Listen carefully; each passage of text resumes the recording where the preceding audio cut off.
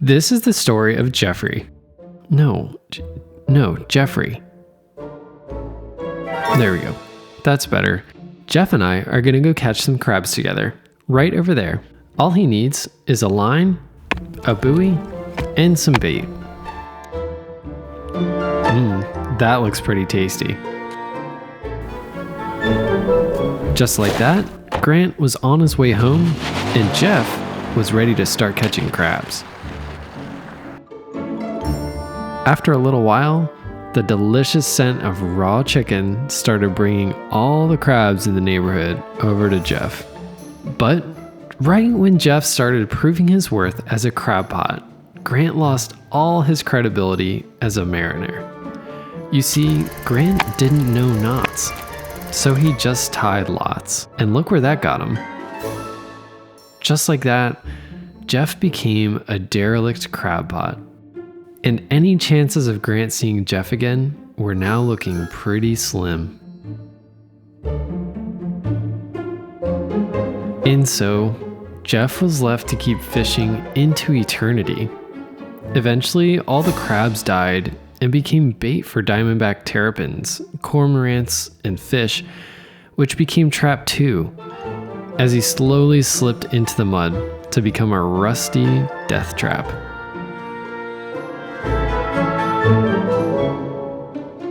But then, just as Jeffrey was accepting his fate,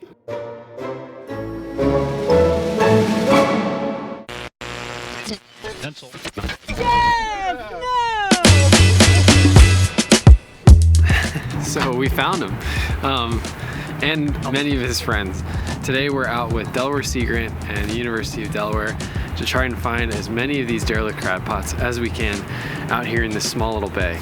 We're technically still in crabbing season, so we can't pull any pots with lines on them, but that is perfectly fine because we estimate that there's between 15 and 20,000 of these derelict crab pots out here in the inland bays. And within this small bay that we're working in today, 400 to maybe 500. We've been able to find them at a rate of about 1 to 2 per acre with a fairly inexpensive sonar that is available as a fish finder, but we use as a side scan sonar. We work with Humminbird for this project, but if it has a side scan sonar, you can use it to find these derelict crab pots. So we've had people out marking pots, which is my boat. We've had people actually pulling them up and kind of getting them back to shore. And then we've got a shoreside team that's been cleaning everything off and prepping pots for recycling. And then we've also got people just renting sonar lines for next time, like Cam and I were a few weeks ago for this event. We've got a whole team of people this time around. We've got people from Delaware Sea Grant, the Center for Inland Bays, University of Delaware, and most importantly, a ton of volunteers from places like Fish and Wildlife, and even the Denmark survey team just volunteered their time to come out here and help us. It's been really awesome to see. I also got a few comments on the last video, a lot of comments on the last video of people having lots of suggestions, awesome suggestions for how to find these crab pots. I want to kind of go through some logic here so that maybe this time around we can get some really good suggestions. So we have been going out to grapple for these crab pots for two reasons. Number one, the water in these inland bays here is so turbid you can barely see your fingertips from your wrist. And we don't want to really disturb any of the seabed or the organisms that live on the seabed when we're trying to find these crab pots. So we're trying to do as little damage as possible while still getting a lot of trash on the seafloor up and back to a recycling plant.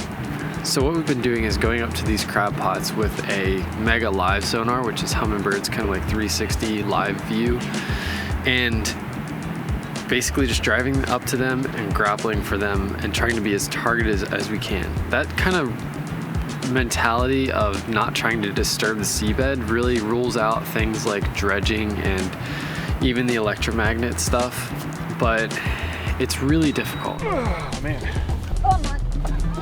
We're totally open to other suggestions. If you have some, I'd love to hear some interesting comments. That would be really great. Thank you. So today's day 2. I gotta get the boat ready before everybody else arrives.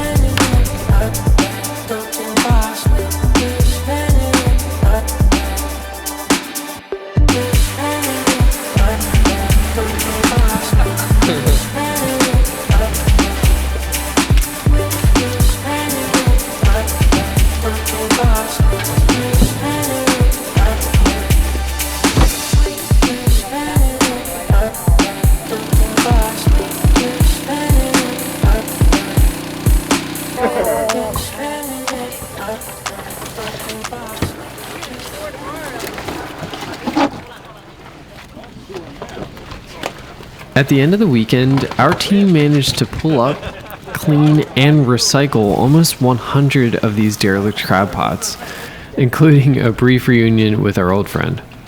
This is completely insane to me, and yet only a small dent in the up to 20,000 ghost pots that are out there, invisible to the human eye, but still out there catching and killing crabs, fish, diamondback terrapins, and birds.